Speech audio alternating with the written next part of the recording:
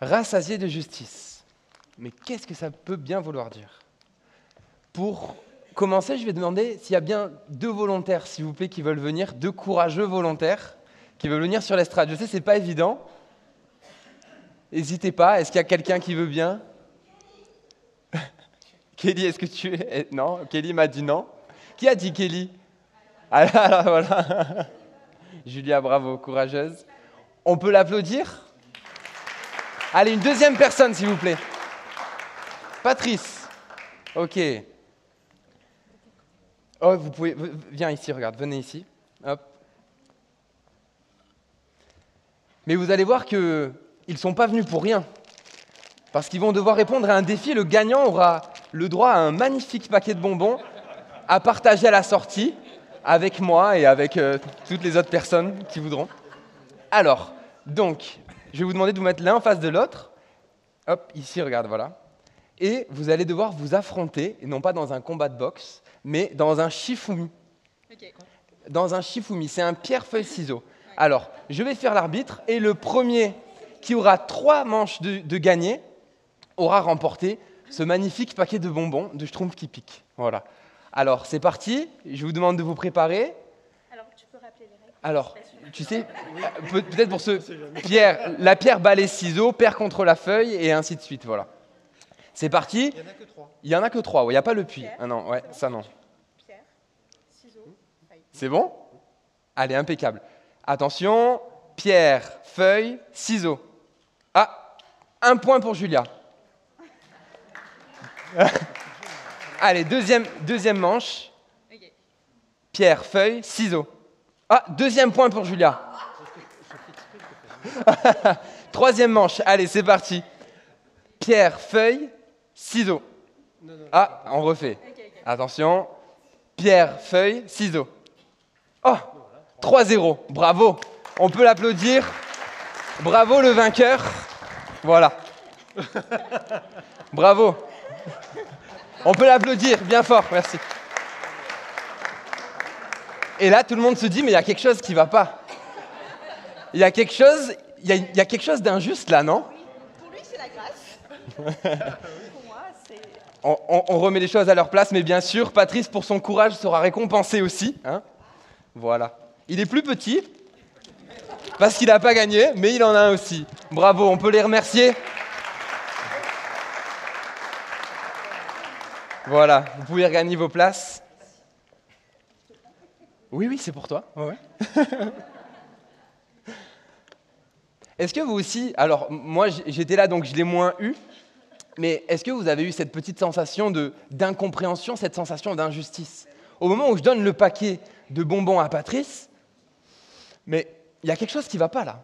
Il y a quelque chose qui me gêne, qui me dérange. Et c'est vrai que l'être humain, nous les êtres humains, on n'aime pas l'injustice. On déteste l'injustice. Parfois, il y a des choses graves qui se passent, qui sont injustes. Là, bien sûr, c'est pas grave, c'est juste quelque chose comme ça, s'il y avait vraiment eu injustice. Mais des fois, il y a des choses graves qui se passent dans le monde où on ne comprend pas, et où des fois, on peut dire, mais qu'est-ce qui se passe? Là, la situation est injuste, telle personne vit quelque chose d'injuste, et ça nous gêne, ça nous dérange. Et le Seigneur, dans sa parole, dira ça. Heureux ceux qui ont faim et soif de la justice, car ils seront rassasiés. Mais de quelle justice le Seigneur parle-t-il? Comment la pratiquer? Alors que dans des situations où quelqu'un a été blessé, a été lésé, a été rabaissé, humilié, sans raison valable, injustement, comment, alors qu'on vit des choses comme ça, est-ce qu'on peut être rassasié de la justice? Qui parmi nous ne s'est jamais dit dans une situation, mais pourquoi moi? Pourquoi ça me tombe dessus? Est-ce que vous connaissez ce petit personnage? Comment il s'appelle? Calimero. Tout le monde le connaît, Calimero. Voilà. C'est un dessin animé qui qui a vu le jour dans les années 60, 1963. Et aujourd'hui, on est en 2024 et on sait encore qui c'est. Parce que Calimero, il a une particularité, c'est qu'il dit tout le temps « c'est vraiment trop injuste ». Et moi, très souvent, dans ma vie, on m'a appelé Calimero. Qui est-ce qu'on a déjà appelé Calimero aussi? Ou dire « oh là, tu te plains tout le temps, Calimero, va ». Ça, c'est quelque chose de léger, voilà, sans conséquence, mais l'injustice peut aller beaucoup plus loin que ça. Quand on a une blessure dans le cœur, des fois ça peut être pour une situation pas très grave, mais on a tellement tendance à des fois pas comprendre. Quand on ne comprend pas, on réfléchit, et on ne voit pas le sens, et ça peut créer une blessure dans notre cœur. C'est pour ça que le Seigneur s'intéresse à cet aspect-là de notre vie, et qu'il veut nous en parler, il veut nous l'expliquer.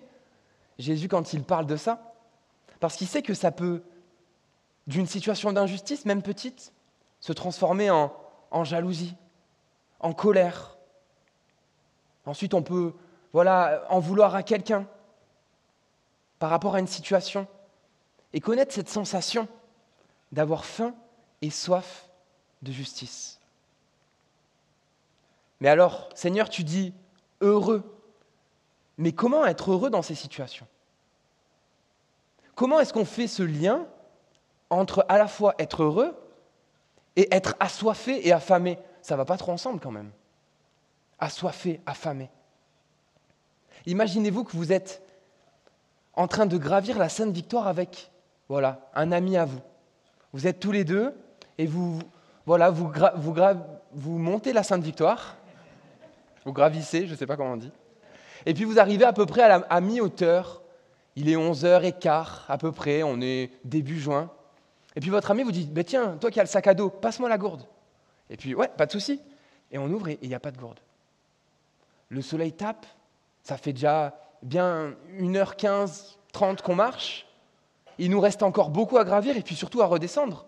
Et on n'a pas d'eau. Et là, vous commencez à penser à des choses. Oh là là, j'ai soif. Et on commence à avoir ça dans la tête.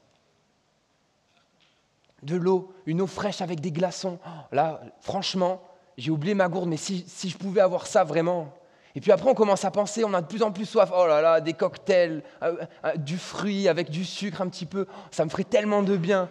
Et puis après arrive midi et on commence à penser carrément au repas et tout ça.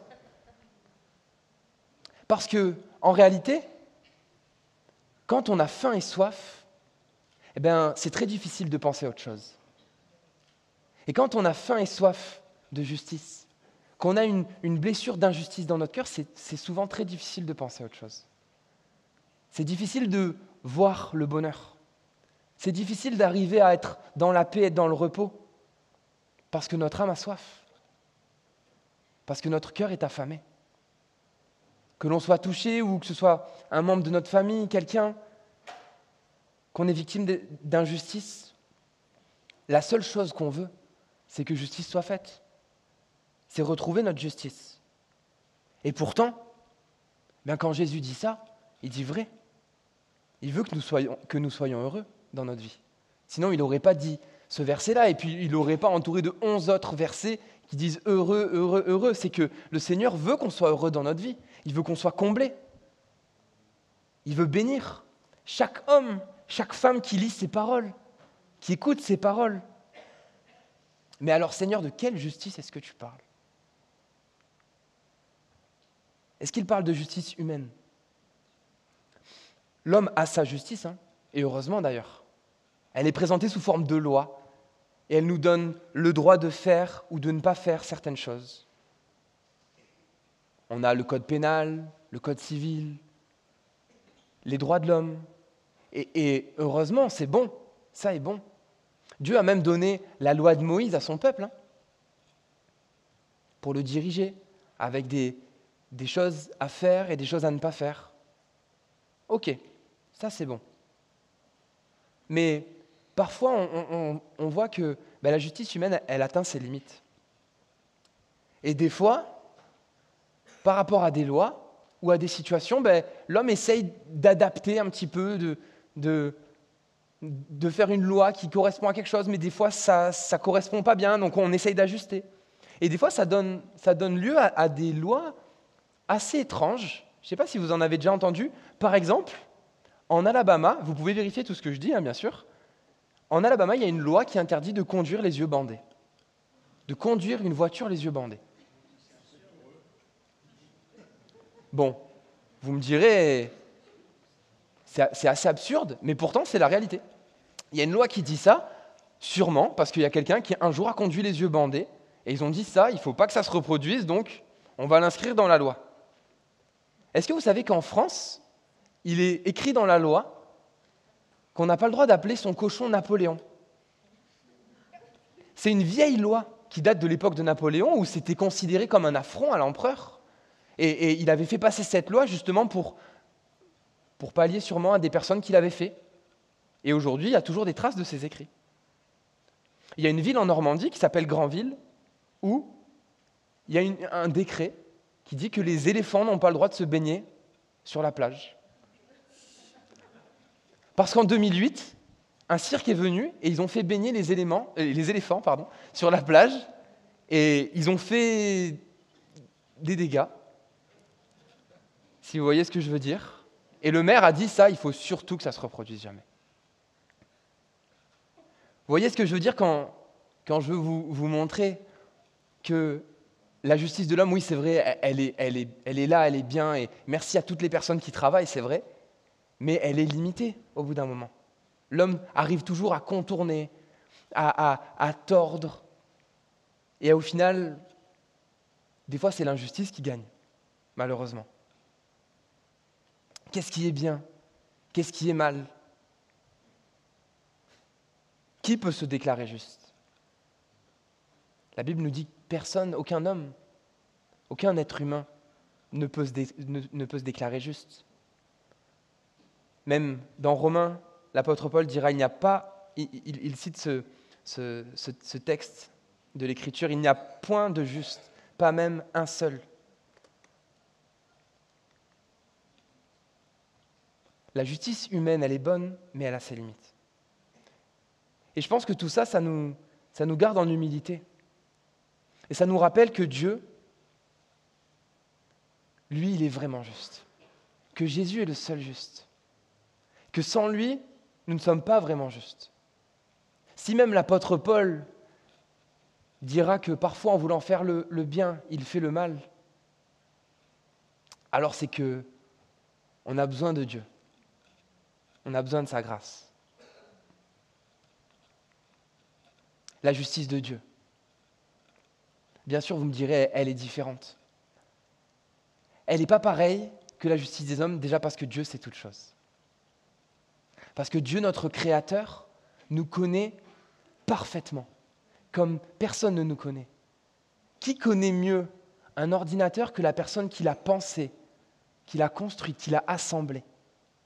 Alors notre Dieu qui nous a créés dans nos moindres détails nous connaît, et non seulement il nous connaît, mais en plus il sonde nos cœurs, il voit nos pensées, et il nous comprend. Il comprend nos situations, il comprend nos cœurs.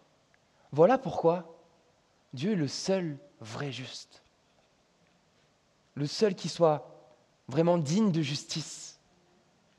Alors on comprend que quand Jésus parle de justice, qu'il dit « ceux qui ont faim et soif de la justice », on comprend que la seule vraie bonne justice dont Jésus peut parler, c'est la justice divine, la justice de Dieu.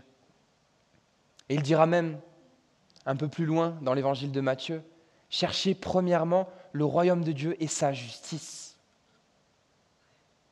On doit chercher la justice de Dieu, chercher Jésus. Mais qu'est-ce que ça veut dire? Pourquoi? Qu'est-ce que ça change? Comment faire? Dans le psaume 119, il y a ce passage du verset 142 jusqu'au 144 qui dit « Ta justice est juste à jamais. Ta loi est vérité. Je suis dans la détresse, l'angoisse me saisit, mais tes commandements font mes délices. La justice de tes édits est éternelle. Fais que je les comprenne et je vivrai.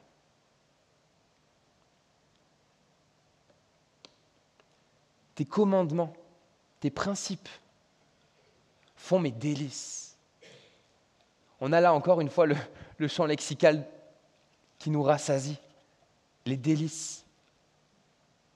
C'est vrai, les commandements de Dieu, les principes de Dieu ne sont pas comme n'importe quel principe, mais réellement ils sont bons pour nous. Ils font du bien à nos cœurs parce que justement, lui nous connaît parfaitement. Parce que lui nous connaît parfaitement et s'il nous donne parfois une direction, une voie à suivre, ou que dans sa parole, il nous dit de faire ci ou de faire ça, ou qu'il nous dit de ne pas faire ci ou de ne pas faire ça, c'est uniquement par amour. Mais le psalmiste dira, fais que je les comprenne et je vivrai. Parce qu'il ne suffit pas juste d'obéir à des règles. Il ne suffit pas juste d'obéir à des lois, mais réellement, le Seigneur veut nous faire comprendre. Et il veut graver sa loi sur nos cœurs, comme le dit la parole. Qu'on puisse la comprendre, la réaliser. Comprendre à quel point Dieu est bon. Comprendre à quel point il nous aime, il accueille chaque être humain. Qu'il nous comprend. Et si ce soir, quelqu'un est blessé d'une situation d'injustice, d'une situation qu'il ne comprend pas, alors laisse-moi te dire que Dieu te comprend.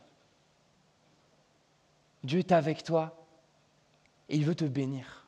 Il veut te rendre heureux. Il veut te rassasier de sa justice. En réalité, la justice de Dieu, son conseil, c'est son regard. Ce qu'on doit réussir à voir, c'est son regard. Au vu d'une situation, alors que nous, des fois, on aurait tendance peut-être à condamner quelqu'un. On aurait tendance à juger quelqu'un parce qu'on ne sait pas tout. Mais Dieu, lui, il voit bien au-delà. Alors Seigneur, lorsque dans une situation, parfois j'ai tendance peut-être à juger quelqu'un, j'ai tendance à condamner des fois, rappelle-moi que je ne sais pas tout, mais que toi tu es le seul juge. Rappelle-moi que moi le premier, j'ai besoin de ta grâce. Moi le premier, j'ai besoin de comprendre ta justice. J'ai besoin de toi. Et donne-moi de voir les personnes qui m'entourent comme toi tu les vois, comme toi tu les regardes, avec ton regard d'amour.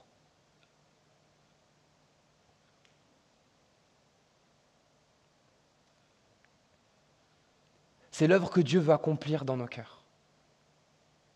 Sans Jésus, on ne peut pas être juste. On ne peut pas vraiment être juste. Alors, mon ami, si tu as vécu quelque chose qui t'a blessé, une situation que tu ne comprends pas, ce que je t'invite à faire ce soir, c'est tout simplement dans cette démarche de foi, de déposer à ses pieds tes injustices. Si peut-être tu penses à une situation, que tu penses à une blessure, tout à l'heure on aura un temps de prière dans lequel, je le crois, Dieu va agir. Dieu peut agir puissamment dans la vie de chaque personne, dans la vie de chaque personne qui a faim et soif. Parce que le Seigneur veut nous rassasier. Il veut nous faire du bien. Il est le seul qui peut panser les blessures d'une âme meurtrie à la perfection. Il l'a fait, moi, dans ma vie. Tout à l'heure, je vous ai montré cette image de Calimero. Mais moi, quand j'étais adolescent ou plus jeune et qu'on me disait ça, je me sentais blessé, je me sentais incompris, même si des fois c'est des petites situations, comme je le disais. Et je me sentais blessé et incompris. Et dans une situation où on se sent seul, incompris par tout le monde, le Seigneur est toujours là. Et tu peux t'adresser à lui, tu peux le prier, tu peux venir dans sa présence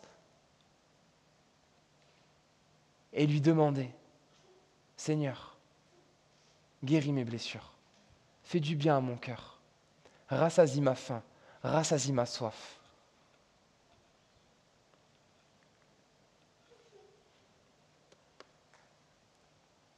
Jésus nous justifie par son sacrifice à la croix.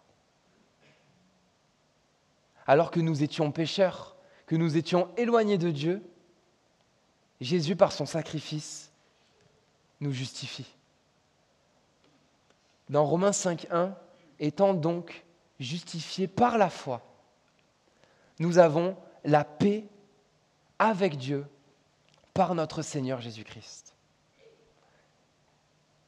Au travers de Jésus, nous pouvons nous approcher de notre Créateur, de notre Concepteur, de notre Réparateur. Et alors que la Bible nous dit que tout homme est pécheur, qui n'a jamais menti, qui n'a jamais volé, qui n'a jamais offensé quelqu'un, qui n'a jamais eu des mauvaises pensées? Oui, c'est vrai. Tous nous sommes empreints de cette tâche dans notre cœur, le péché. Et tous nous avions besoin que Jésus vienne par amour pour nous et qu'il fasse cette œuvre de payer à notre place, de mourir sur la croix pour nous, par amour. Et de ce fait de nous réconcilier avec Dieu, de nous réconcilier avec le Père, de nous justifier par son sang. C'est de ça dont Jésus parle quand il dit « Heureux ceux qui ont faim et soif de justice, car ils seront rassasiés. »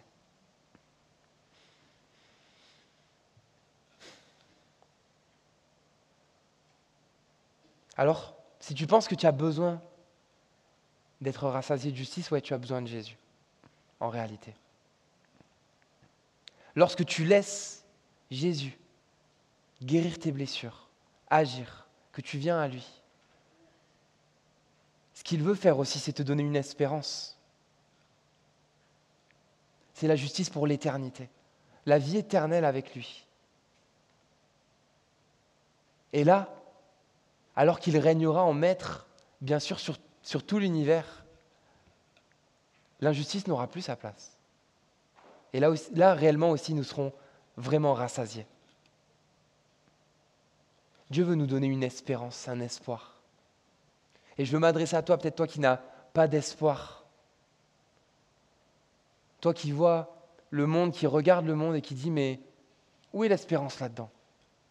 Où est l'espoir là-dedans? Où est le bonheur? Comment être heureux quand tellement de mauvaises choses se passent ?»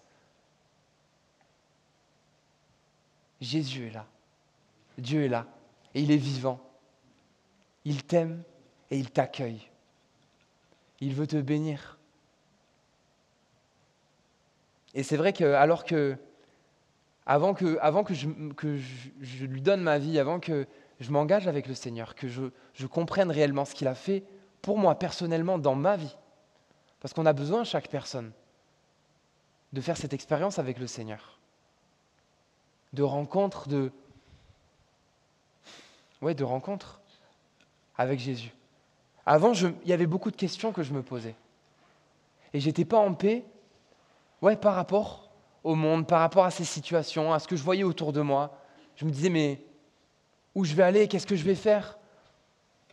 Qu'est-ce qui va m'arriver demain? Qu'est-ce qui va m'arriver dans mon futur? Mais alors que, au lieu de regarder à ces choses-là, à regarder à tous ces risques, j'ai regardé à Jésus. Alors il m'a communiqué sa paix. Nous avons la paix avec Dieu. Parce que j'étais en paix avec Dieu, j'étais en paix aussi avec moi-même. J'étais en paix avec mon avenir, j'étais en paix avec mon futur. J'avais plus peur. Parce que je sais que le juste juge veillait sur moi. Je sais que le Seigneur Jésus était avec moi. Et on l'a chanté tout à l'heure. Il est le Dieu de l'impossible, à qui aucune situation n'est trop compliquée, n'est trop complexe. En un seul mot, il peut régler ta situation. Je le crois. Il ne brisera pas le roseau qui se ploie. Et il n'éteindra pas la lampe dont la mèche fume. Il agira encore jusqu'à ce qu'il ait assuré le triomphe de la justice. Tous les peuples mettront leur espoir en lui. Alors que La lampe, quand la mèche fume d'une bougie, c'est que le feu est en train de s'éteindre. Le feu est sur le point de s'éteindre. La chaleur est presque partie de la flamme, mais il reste encore un petit peu de chaleur. Il reste encore un petit peu de traces. Alors si tu es dans cet état-là, le Seigneur veut souffler sur tes braises et non pas t'éteindre. Il veut souffler sur tes braises pour que tu repartes à nouveau, pour que tu revives à nouveau, pour que tu brilles à nouveau. C'est ça la justice de Dieu. Il a tout fait, tout mis en place, tout pensé, tout imaginé pour que nous ayons la vie. Alors saisissons-la. Tous les peuples mettront leur espoir en lui. Jésus est sujet d'espérance pour tous les peuples, pour tout homme, pour toute femme, sur toute la surface de la terre. Le message qu'il a apporté, de nous donner le bonheur, de nous rassasier d'injustice, mais aussi de tous ces autres messages. Lorsque nous souffrons, il peut nous donner la paix, il veut nous donner la paix. Lorsque nous manquons, il peut nous donner. Ce message-là, il est unique. Personne d'autre ne le dit parce que personne d'autre ne peut le faire.